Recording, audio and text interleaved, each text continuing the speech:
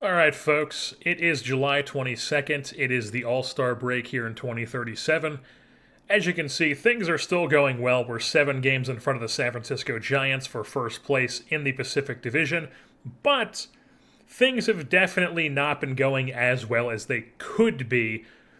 Big reason for that is the current injury situation. We have Chris Aquino, who's been out for multiple weeks now with a hamstring strain. He still has 3 weeks left. This was 8 weeks when he went on this. So we've been at him. We've been without him for like a whole month now, and it's not great. He is obviously a key part of our lineup. He is our best hitter, and we've had some struggling players, and having no Aquino is definitely hurting our bats at the moment, as well as Steve Hagge, who was cooling off and is now on the IL for 2 to 3 weeks with a bone bruise in his wrist. He was cooling off at the plate, but overall was still one of our more productive hitters. Like I said, the BABIP, once that cooled off, he went back down to being like this slightly below league average hitter, which is what we were expecting. But still, the bat situation is not great at the moment. Like Tiziano's on fire, he's doing well. Juan Padilla is hitting decently well, but overall still like not back to being like the Juan Padilla that you'd like to see. If we take a look at his splits here, it's up and down.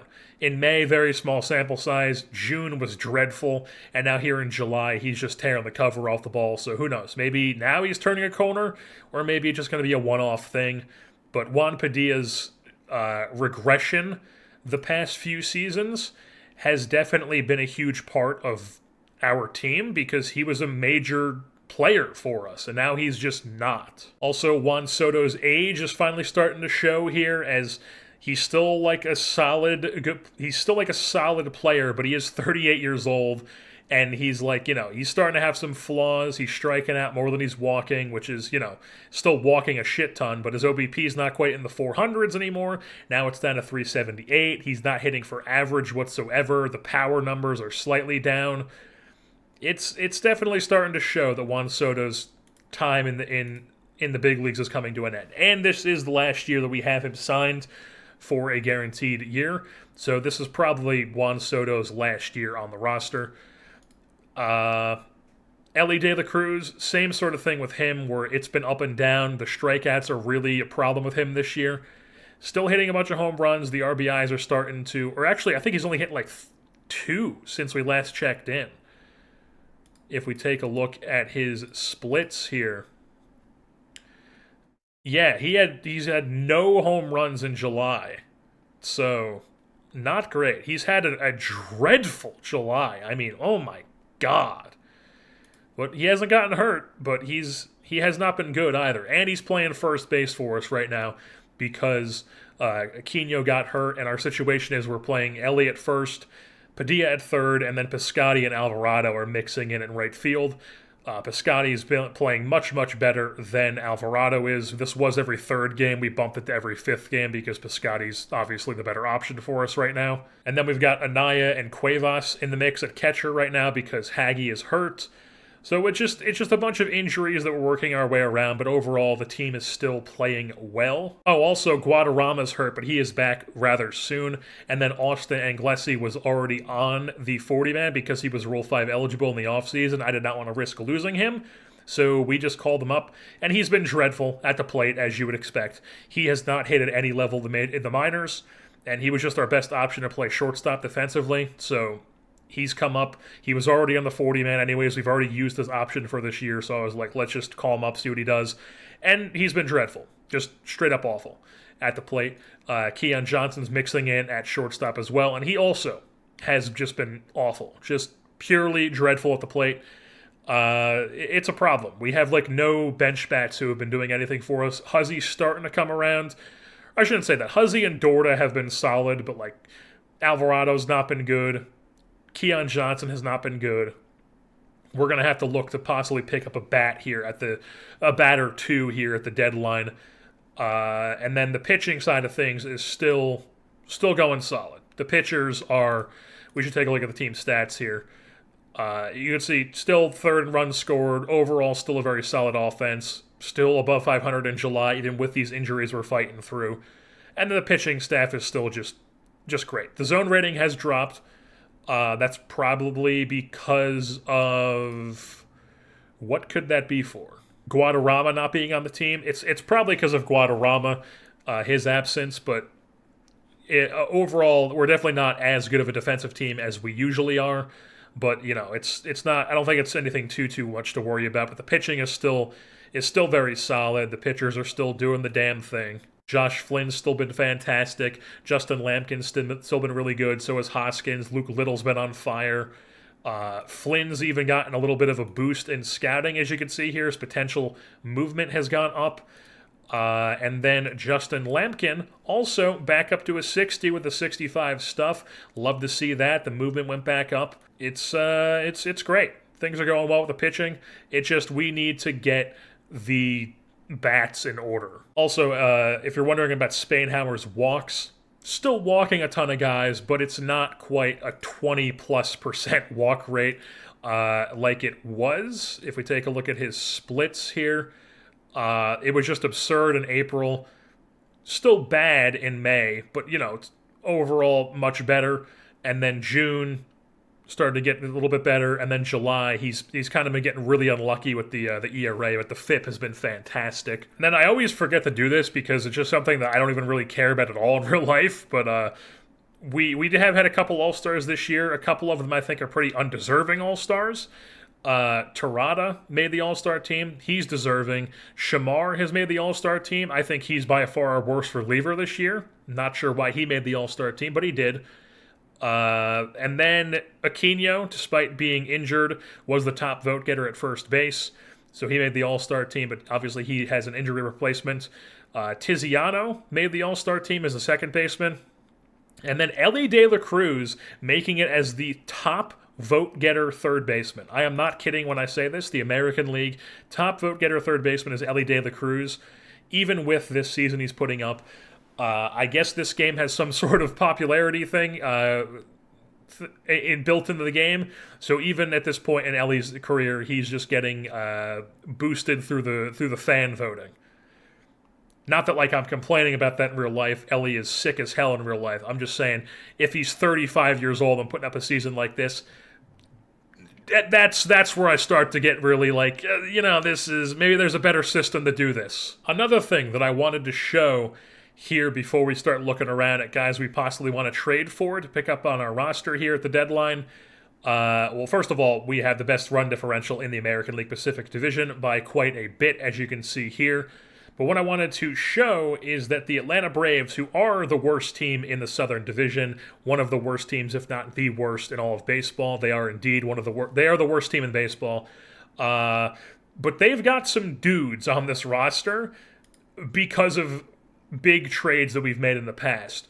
So right away, you might see that a bunch of these names here are guys that we have given them. Rue is an Australian switch-hitting catcher. We gave them in the Chase Dolander trade. Steve Bryant is also on this roster as well. Chase Dolander now with Baltimore. Dolander was good for us, but, this Rue guy is really, really good. 75 grade power catcher with 65 grade framing. He's a captain personality class. We could definitely use this guy, but, we took a big swing. This guy was the best piece they got in that trade, and now he is this absolute monster prospect that they have on their roster. And then they also have Kane Archdeacon, who is somebody they got from us in a different trade back in 2032, and he also looks like he is going to be quite the good player for them. He's gotten a pretty good chunk of time here with them this season, his first major league experience, and he's been really solid. He was a part of the A.J. Smith-Shawver trade, which was also a player who was really good for us in, I think, very limited time. I think we had him for half a season. Yes, he was half a season in 2032, which I believe was the year we made the run to the World Series and then lost to the Reds, if I'm not mistaken. That was indeed the year I was thinking of. So yeah, A.J. Smith-Shawver, that was the trade, that was the year. So taking a look at the hitters on the trade block, immediately the first thing I'm seeing is that Ian Devlin is in AAA as a 65 overall for the A's. He's still got really good ratings, but he's just fallen off a cliff this season production-wise. And they sent him down somehow? Or is he on a rehab assignment? He must be on a rehab assignment. Okay, yeah, he's definitely under. So he's coming back from a torn meniscus. He's on a rehab assignment. He is. I can see that right there. I'm an idiot. But also absolutely not somebody we're looking to pick up here at this price tag for guaranteed 2 more seasons. Not really trying to pick that up, I don't believe, especially with how poor he's been. Or he hasn't even played yet this season. This was last year. But he definitely has, I mean, he's weird. He's had these 2 really good years and then these kind of like mediocre years. And then last year he was just bad. So yeah, definitely not somebody I'm looking to trade for. And just taking a look at what our roster looks like, I think what we are trying to improve is we're trying to get a guy who can be better than Keon Johnson as like a backup utility infielder guy, perhaps. And then possibly somebody better than Alvarado as like a backup corner outfielder. Although once Guadarrama comes back, or not, once Aquino comes back, we will move Padilla back into a corner, and then Piscotty will probably be the backup corner, or we can send him down.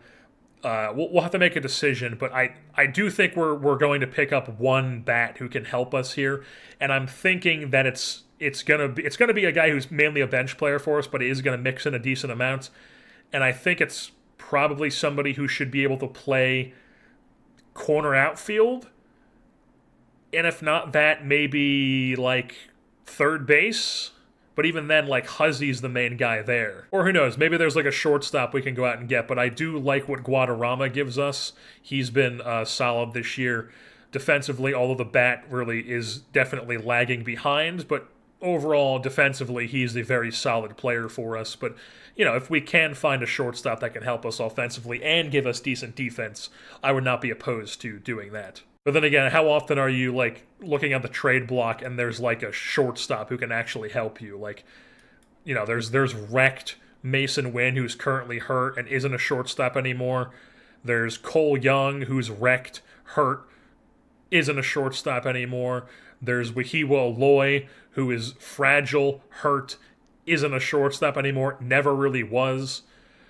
Yeah. I will say he is probably the most not really. He's 55 potential. And also, like, I don't like this bat as much. This guy is listed as shortstop, but he can't actually play short. But he is having a decent season. But the thing is, he's a corner infielder. He's not a corner outfielder. So he doesn't really fit our needs. And also another thing is I think I would want a lefty bat, because Alvarado's our only bench lefty bat right now, and he's obviously not a very good bat. So if we do pick up a bat, I think it's a lefty is what we want. Why are they trying to trade this guy? He's reaching arbitration. He's got 70 power. And the Rockies are like, yeah, we don't want this guy. What are they in the standings? They're the worst fucking team in the goddamn Pacific by a lot, run differential wise. Yeah. Is he, like, not playing for them? He's their DH. So why don't they want this guy? I mean, we wouldn't really have a spot for him, but he'd be a guy who's, like, we're trading for team control as well. I don't know. Maybe we look to do that, because the Rockies are a really bad team to where they would be, like, trying to... I mean, they are the Rockies as well, where, you know, the Rockies are constantly doing stuff that they shouldn't be doing, but, you know, a team this bad would look to be like, hey, we'll trade away any piece we can, and I guess maybe the Rockies are looking like, hey, we don't want to pay a guy this much money. Nolan Shawnowell on the block, expiring free agent, or expiring contract. I mean, that could be something. I don't know what we would do with him. I would want to play him if we had him. So, like, if we picked up Shawnowell, first of all, what are the Dodgers? They're in the mix. They're right outside the wild card race. I don't know if I would want to do that. It is tempting to be like, hey, let's get Shawnowell back for one season and see if he can, like, help us with this playoff run, or for half a season rather. But it's like, where would he play? Like, obviously, Soto's kind of struggling for us, but not really struggling. He's obviously not going to move out of that DH spot. First base is Aquino once he comes back. De La Cruz moves back to third. Padilla will move to right. Piscotty moves to backup. So really, it's like backup shortstop is because Piscotty moves to Alvarado's spot. Alvarado becomes absolute. We'll like waive him, if he gets claimed, whatever. But he just has not really proven that he should be on this roster. So he's somebody we would waive.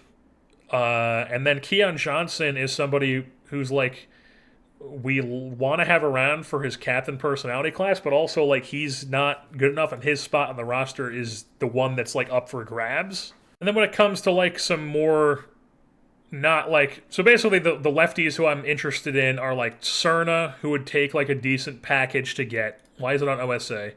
It would be like Cerna, who would take a decent package to get because he's 25 and he has multiple years of team control. Shawnuel, who would just be like a first base pinch hitter type for us.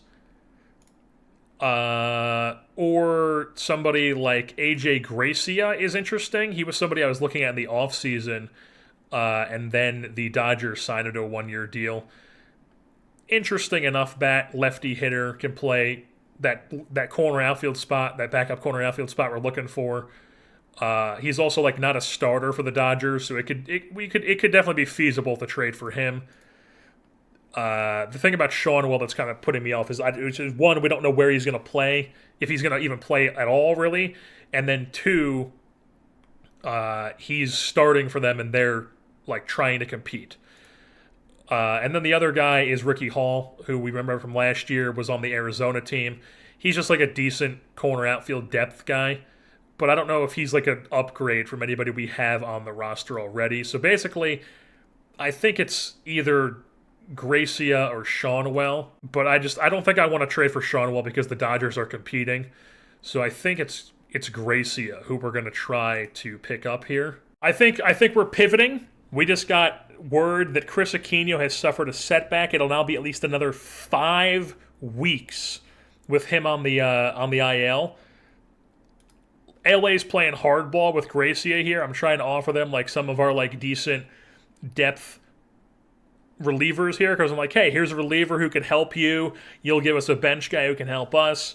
And they're like, no, actually, give us Tiziano. Or they were offering, and they were being like, hey, give us Tiziano. Yeah. Now they're like, hey, give us Suzuki or Canalate or Piscotty for Gracia. And I'm like, how about now that Aquino is hurt, what are the Dodgers doing? Are they like slipping? They're 5-5. They're still 2 games out. I mean, I don't know. Trading for Shawnuel seems like it would rip them off. So I think what we're gonna do is we're gonna try to pick up. What are the A's doing? The A's are not good. But the thing is, Devlin has multiple years. So that's the thing that I really don't want to pick up, is that Devlin has next year, too, for 25.8, which is not the end of the world. We also have to keep in mind that Soto's expiring at the end of the year. We have to figure out what we're going to do with Tiziano, if we're going to bring him back or not, because he's expiring at the end of the year. I think we need to make a run at Cerna here. Shiba Inu. I think we do. I think we have to make a run at him. I would go after Shawnuel, but I just think they're in too close of a playoff spot to do anything to go after him. So I think even though Cerna's like definitely going to take a serious package, I don't know if we have the package that's going to be good enough to get him. I think we have to try to go after him. God, we just don't have the prospects to be given up to get him. It's like our prospects are a lot of like far away from the big leagues relievers. It's like this guy is our third best prospect. Like they're not going to trade for this guy to give up like their best hitter. I guess we could try to give them Anglesi, but even with his struggles offensively, like I don't know if I want to give up Anglesi because his defensive potential is just that good. And it's like, I could just give them like a huge package. So like I gave them like him, Barboza, who's a 55 potential first baseman, who we still have in rookie ball for some reason. And then it's like, it drops down into this 55 range and 50 range quite quickly. And it's like, I don't think, like, a lot of these guys we just took, so we can't even offer them. I guess we could try to offer somebody like Rennie, who, I mean, I'm not opposed to offering, but I also think he could be good. And he could actually have like a role on our team, especially now that we're going to have like multiple spots opening up in a couple of seasons. And like I've mentioned, I don't want to be making trades being like, fuck it, we're not going to be here past 2039. So I'm not trying to like just be like, fuck it, we're not going to be here to deal with this shit. So I can just do whatever I want, because that would be unrealistic. And I'm not trying to do that. I'm not trying to screw the Angels knowing that I'm just going to leave. Yeah, I mean, we just offered them Aguirre, who obviously is a bit lower of a thing, but I mean he's been really good in Double-A. They could use a pitcher. We're giving them a 55 potential first baseman, a 50 potential corner outfielder who was a first round pick of ours, another 55 potential outfielder, and they're just like, this is not even close. So I just don't think we have the pieces to trade for Cerna. But then also like they're playing hardball on Gracia, and like Gracia's not playing every day for them, is he? Like, if we take a look at the Dodgers lineup, am I going to see Gracia in their lineup? He's their leadoff hitter. I guess he must have just recently got that role because he doesn't have the plate appearances like he's been leading off for them. And in case you're wondering, yes, I have had the thought of like, who is our best prospect ready for the big leagues left-handed hitter, and it's this guy. It's Sergio Perdomo. He's almost 25. He was an international free agent signing in 2030. He's never really had great minor league seasons, but you can see here he's got a really, really good contact bat. Never strikes out, like, ever. 80 grade avoid K. He's a good leader. Can play a decent corner outfield. But ideally, we'd like somebody better than that we can trade for, because that's just, like, I don't think that upgrades us on our bench. I don't. Maybe Ricky Hall is the move here. How are the Twins doing this year? They are not in the mix. They suck. All right. Well, maybe Ricky Hall is the move. And I will once again give them one of our relievers, who I think is good. But we have so many good relievers that this guy's like never really going to mix in. So we just say, hey, give us this depth corner outfield guy, and we'll give you this reliever who could play a role for you instantly. And he's team controllable. And they're saying almost. And it's like a fair almost, but it's kind of not. I mean, this guy, I don't mind throwing this guy in. Some of these offers, they're like, hey, throw in one of your other good relievers. Throw in Terada. Throw in one of your prospect pitchers who was kind of disappointed, but is still like decent enough. Throw in this guy who's far away from the big leagues, but looks like he could be good. But Estrada and Bibby are definitely the worst of these bunch. And I think we're going to depart with Bibby. Just because he's older and he's never going to be anything. So we're just going to get rid of Bibby. So Sam Bibby here going with Juan Santana to the Twins, and we're going to get Ricky Hall as our backup corner outfielder, lefty bench hitter. Sam Bibby and Juan Santana for Ricky Hall. He's going to come to our team. And I really don't think we're going to make another move. Honestly, maybe this guy. Maybe this guy from the Raleigh Oaks. Scarly Drzewiecki? Drzewiecki? Something like that. Something Polish. 31-year-old, right-handed bat, on a one-year deal with Raleigh. Having a good season. He can play you like a solid third base, first base. We say we trade for him.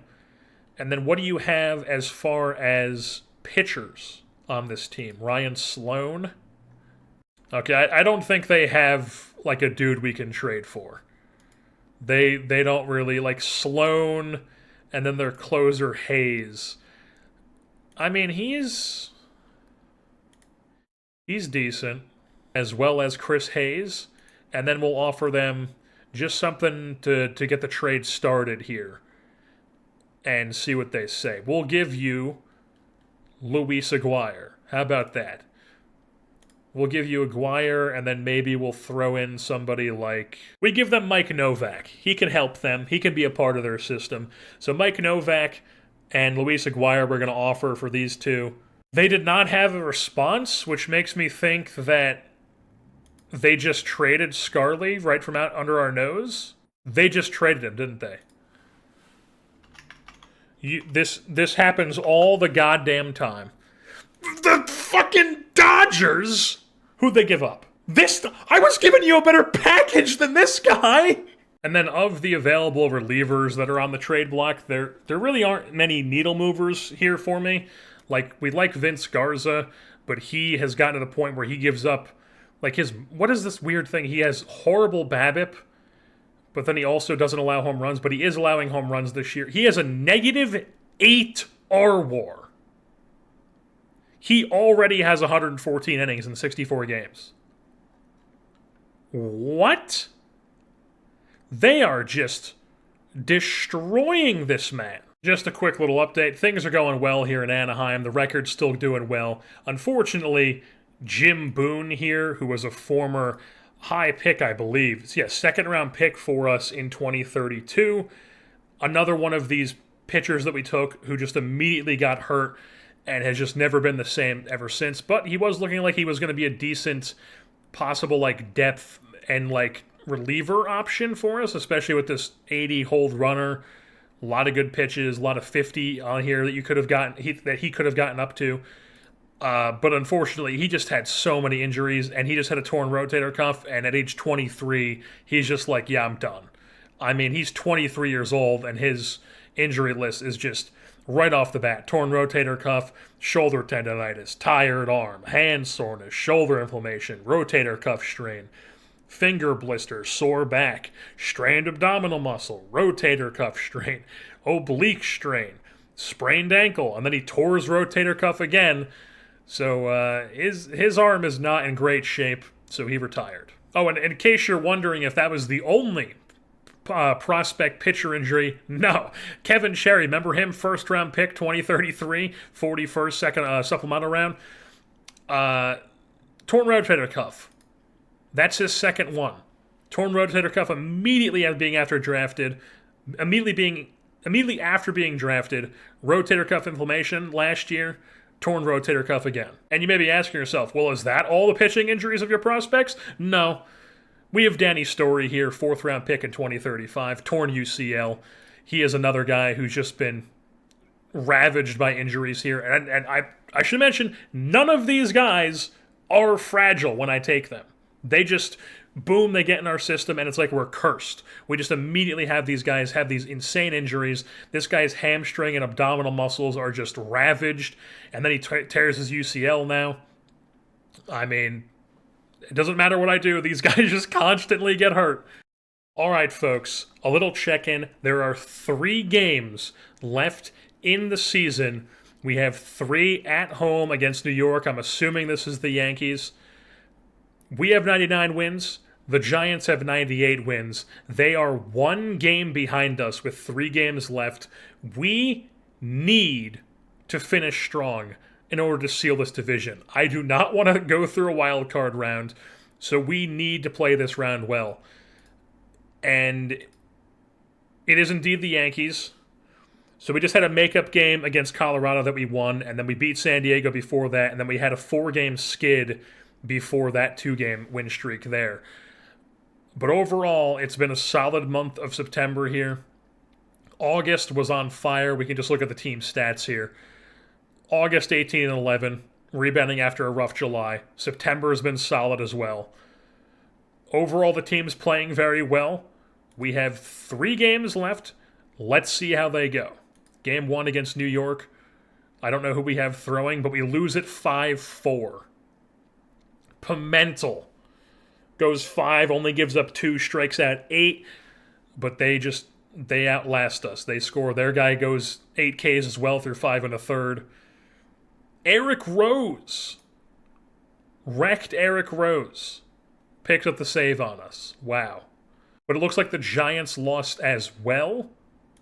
Did they? They did. They're on a 2-game losing streak, so they lost as well. So it doesn't even matter that we lost. We're still 1 game in front of them, which is fantastic. 2 games left in the season. One is in October. One here on October 30th.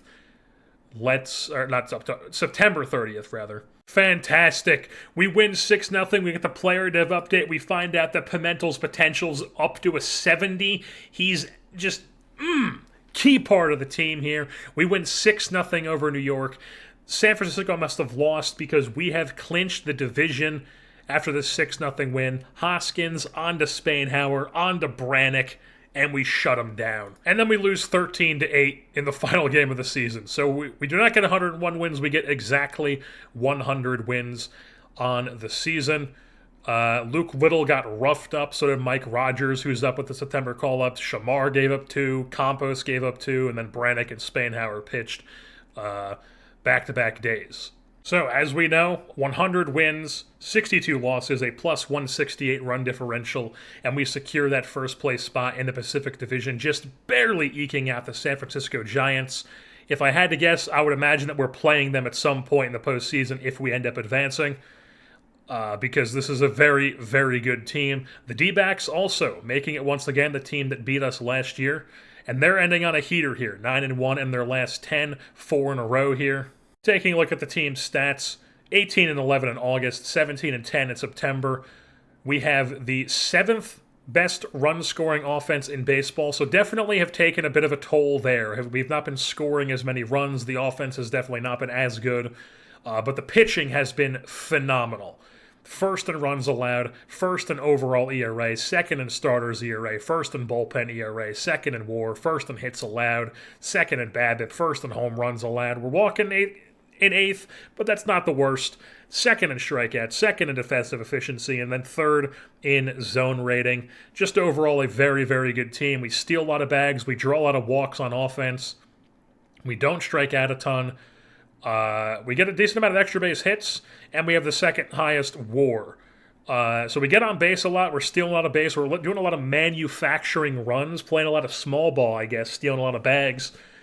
But it's really the pitching that has carried us to this 100-win season. But we have dealt with injuries throughout the year, as which we will get into right now. So on the pitching side of things, you'll see right off the bat, you don't see Lampkin on this list because he actually ended the year with an injury.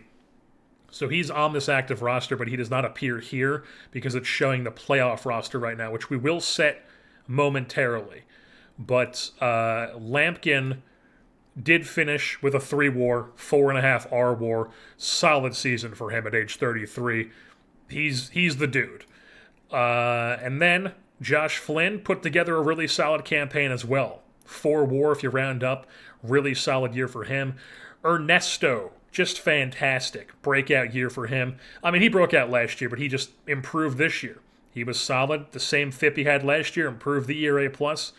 Jumped his strikeout rate. His K- walk jumped. His walk rate was about the same. He gave a little bit more home runs, but overall, a very, very good year for Ernesto Pimentel as his potential improves.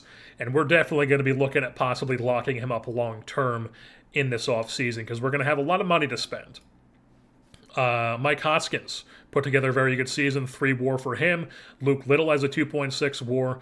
And then in the bullpen, you got Terada puts up a fantastic season in that stopper role. Dan Brannick was fantastic. Spainhauer was great. Pelnar was fantastic. Campos was good. Hedeman came up in September call-ups and was really good in the bullpen. And then once Lampkin got hurt, he came over in the rotation and was a follower with Brannick as the opener for him. I think he only got like 1 or 2 starts, but his starts did not go well as opposed to his relief appearances. Hedeman, or Heidemann, however you say his name. But when he was strictly in the bullpen, he was dicing guys up. Mike Rogers struggled coming up in 12 innings as a September call-up. Shamar did not really put together his usual season, but he was serviceable enough. Does not walk anybody, but gave up way too many home runs this year. Jorge Sosa was not great. But, it's whatever. He struck out a decent amount of guys, but walked a decent amount, also gave up a decent amount of home runs. We're definitely going to be realigning the bullpen situation here heading into the postseason. And then on the lineup side of things, where we had the majority of our injuries, like you'll see Ellie is not here. Somebody else is also not here. But we had a decent amount of guys who had injuries. Aquino did come back. He put up a 152 WRC plus, but he only played 87 games this year, and he's also now fragile, which is not good. He had a setback. He had this hamstring strain. He had a setback on that, and then he also had a shoulder strain, and now he's fragile. We'll definitely be trying to throw him in the lab and try to get this durability back up because we do not want Chris Aquino to be getting a ton of injuries here because he's the face of the franchise. But overall, when he was healthy, he played really well. Haggy was solid. We should probably sort this by WAR. Tiziano, 3.8 WAR, 29 home runs. He was healthy all year. He had a solid season. We're going to have to decide if we want to bring him back or not, but that is an off-season problem. Steven Piscotty came up, and he was really good. Put up a 2 WAR for us, triple-digit WRC plus, 21 doubles, 15 home runs. Does not strike out a ton. He was really good. Nothing to complain about with Steven Piscotty. Suzuki was good with a 2 WAR. Guadarrama put up a 2 WAR, mainly all defense with a 15 ZR at the shortstop position. Juan Soto had a couple injuries. He had a bruised elbow, and then he also had a strained Achilles that he recently came back from. But overall, definitely starting to show his age, but still a productive player at that. Steve Haggy was decent. Juan Padilla started to be a little bit better, but still not quite the Juan Padilla he was. If you take a look, he used to be putting up like 4 WARs, being one of our better hitters, and now he's just kind of like meh of a player. Frank Anaya was a good backup for us this season. Aiden Huzzy was like whatever as a backup. Ricky Hall was like whatever. It looks like he was mainly good with Minnesota. He was actually quite bad with us, and he got hurt and spent a decent amount of time on the rehab assignment. So, didn't really do too much for us. Fletcher Clancy came up and played center field because Canalate got hurt. Canalate was playing very well. And then Keon Johnson was just straight up terrible as a backup. But if we take a look at, where is he? Ellie De La Cruz was not good this season, folks. It was very much like that first year he came over to us, except he wasn't good defensively. He had a sub 100 WRC plus, only a 1 WAR, and he was playing first base for a good chunk of the season. Mainly played first and third, was bad at third, and then was, whatever at first in 22 games. But overall, not a great Ellie De La Cruz season. Ended the year on the IL, played a bunch on the rehab assignment. He's obviously going to be on the Major League roster here for the playoffs, but we'll have to see what we do with the lineups and everything. And then there was also Canalate. Canalate was really good this year. 3 WAR, 90 WRC plus. This is what I've been saying that he's capable of. He can do this. If he does this every year, he's a legit guy. 3 WAR, putting up a great ZR in center field. He did miss some time with an injury. Like I said, he had a bicep strain. He also had wrist tendonitis. He had multiple week injuries, but they were also like right on top of each other. So it looks like he had like 2 IL stints, but it was actually the wrist tendonitis was only a minimal, or I guess it was a moderate throwing injury, but I was going to have him play through it, and then he got the bicep strain. And then it was like, okay, he's got 2 injuries, then we'll throw him on the IL. So Canalate, it was just 1 IL stint, but it was 2 injuries layered on top of each other. He's going to be our center fielder in the postseason. Hopefully he can continue to not be awful at the plate. We'd like to see this continue. But here are your batting leaders in Major League Baseball this season. The home run leader was Jorge Cerna, the man we thought about trading for like 3 seconds before we decided we did not have the pieces to give up for him. Leads the league in home runs with 54, and in ribbies, and in slugging, and in OPS. Behind him was Chris Lesnar. Chris Lesnar leaves us, and now he's all of a sudden hitting 40-plus home runs every year. Back-to-back 40 home run seasons. He had more this year than he had last year when he led the league, but this year there was Cerna going psycho mode. So Chris Lesnar, dropping his strikeout rate and hitting more home runs with Philadelphia. Don't know what that's about, but, could we have used him this year? Sure, but, we still won 100 games, so it's hard to complain too much. Look at this, 37-year-old Riley Green with a wrecked injury status leads the league in WAR, a 6.8 WAR. Is 37-year-old Riley Green going to win MVP? Oh, and the other thing that I forgot to mention about Canalate here, he was swiping bags like crazy this year.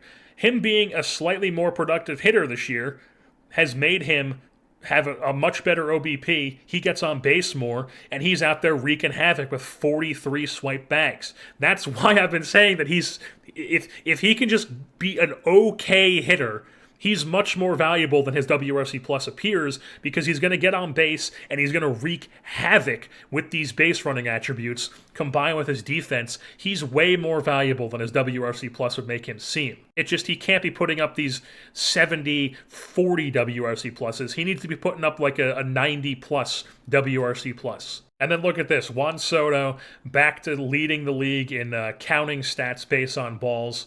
And then Nolan Schanuel up here as well. He's still doing the damn thing as well at age 35, putting together a really good season for the Dodgers at that age, despite the Dodgers flaming out and not coming anywhere near the playoffs. So, in hindsight, I probably could have traded for him, but at the time, they were right there. So it wasn't like... It seemed like I was going to be ripping off the CPU if I traded for them. And then on the pitching side of things, the ERA leader is a new name we have not seen, Tommy Lawing. What a weird name. Tommy Lawing, fan fave, right-handed pitcher who they got in a trade with Minnesota. I guess he's been around for a bit, but this is like the first year he's had like a supernova season where he has an 8 R WAR, the 7 WAR, leads the league in FIP minus, and an ERA. Fantastic year for the Mets pitcher there. And then I'm not seeing Hannibal anywhere on here. Did he get hurt? He had to have gotten hurt. Let's see if we can find Hannibal. Mike Hannibal here.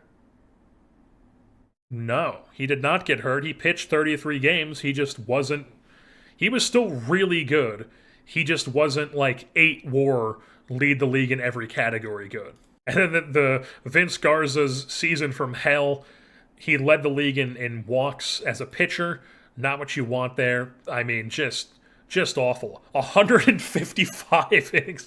You don't have to have him pitching this many innings. The AI finally is out here being like, hey, we're going to give this guy... And he pitched 93 games out of the bullpen. Not only was he getting a bunch of innings, he pitched in 93 games. They were just throwing him out there to just like... He had the yips, and they're just like, we don't give a shit. Get out there. Throw some pitches. Like, this is not... They have ruined this man. Just some yellow ink that I'm seeing. Justin Lampkin, top 5 in strikeouts per 9. And then also, Josh Flynn was out here in top 4 in whip. So great season for Josh Flynn, as we noted. Really a big step up for him this year. And then both Lampkin and Flynn were top 5 in opponent's average. Shutdowns was led by Terada. He had a fantastic year. He might win reliever of the year this season. I'm also seeing that Steve Hagge, I'm not sure exactly what range is, but he was top 3 in range. We'll take that. ZR, David Guadarrama, top 4 in that. That's fantastic to see. Catcher's ERA, Steve Hagge, fantastic. And then the moment of truth, it's a new Padres catcher, and Ethan Salas is not in the top 5 in framing runs. So they've got a new catcher. The Padres, they just keep going through these guys. They had Salas, and then they had Juan Arenas, who I saw in free agency in the offseason, I believe. And now they got this Doug Sauls guy, and he's out here just being an absolute monster with the framing runs. The Padres, they love their 80-grade framing runs, guys. Or 80-grade framing guys. And then Ethan Salas was just not top 5. What did he do? It's hard to imagine that he played the whole year and wasn't at least top 5. He did. He was just bad. He fell off a cliff this season. The WAR totally tanked. He was still awful at the plate like he has been. But, oh, wow, okay. So the framing has dropped off. He's starting to show his age, I guess, at 31 after putting up these insane numbers every year at catcher. Negative framing. Wow. Goes from leading the league every year to negative. That's crazy. Big time series going on in the divisional round. The Angels are taking on the New York Yankees in the best of 7 ALDS. Giants, Mets in the other American League series, and then you get the Battle of Florida here, Miami and Tampa Bay taking on each other in the NLDS with the Astros and the Guardians as the other series.